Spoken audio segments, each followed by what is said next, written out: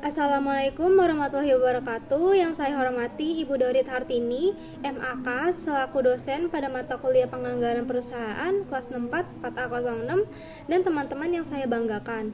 Untuk pertemuan kali ini, kelompok kami akan mempresentasikan budget utang dan laporan hutang. Sebelum memasuki presentasi, izinkan saya untuk memperkenalkan anggota dari kelompok kami. Yang pertama, saya Cantika Dara Kinanti dengan NIM 642111824 selaku moderator yang akan membimbing berjalannya presentasi ini.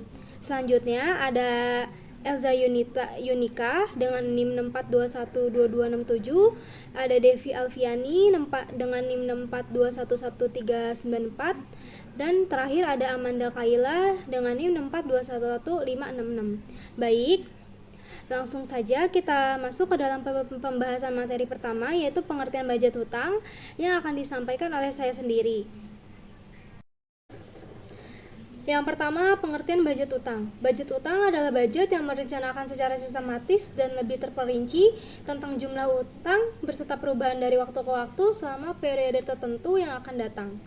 Dari pengertian tersebut, dapat kita ketahui bahwa budget utang selain menunjukkan jumlah uang perusahaan pada suatu saat tertentu, juga menunjukkan perubahan mutasinya, baik berupa tambahan utang baru maupun pengurangan utang sebagai akibat adanya pelunasan oleh perusahaan atau sebagai pihak debitur.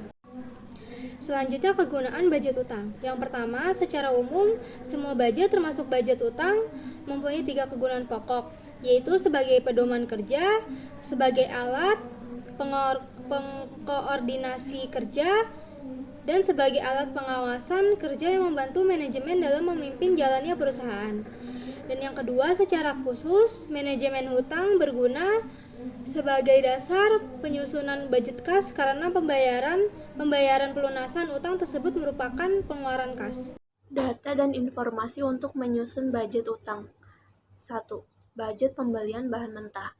Kedua, keadaan persaingan para supplier bahan mentah dan bahan pembantu di pasar.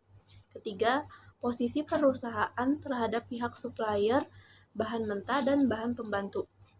Keempat, syarat pembayaran yang ditawarkan oleh supplier bahan mentah dan bahan pembantu. Yang kelima, tersedianya modal kerja perusahaan.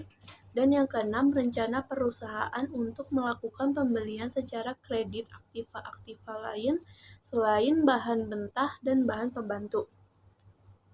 Bentuk budget utang. Budget utang sebagai budget pendukung neraca harus cukup sistematis dan terperinci, sehingga dapat berfungsi sebagai pedoman kerja, alat pengkoordinasian kerja, dan sebagai alat evaluasi kerja. Laporan budget adalah laporan yang sistematis dan terperinci tentang realisasi pelaksanaan budget, beserta analisa dan evaluasinya dari waktu ke waktu selama periode yang akan datang. Penggunaan laporan budget yang berisi tentang analisa dan evaluasi pelaksanaan budget itu berguna bagi manajemen untuk menyusun kebijaksanaan tindak lanjut agar pada periode berikutnya perusahaan dapat berjalan lebih baik. Data dan informasi untuk menyusun laporan keuangan. 1. Semua budget-budget yang telah disusun oleh perusahaan. 2. Semua catatan akuntansi tentang realisasi pelaksanaan budget-budget yang bersangkutan. Bentuk laporan budget.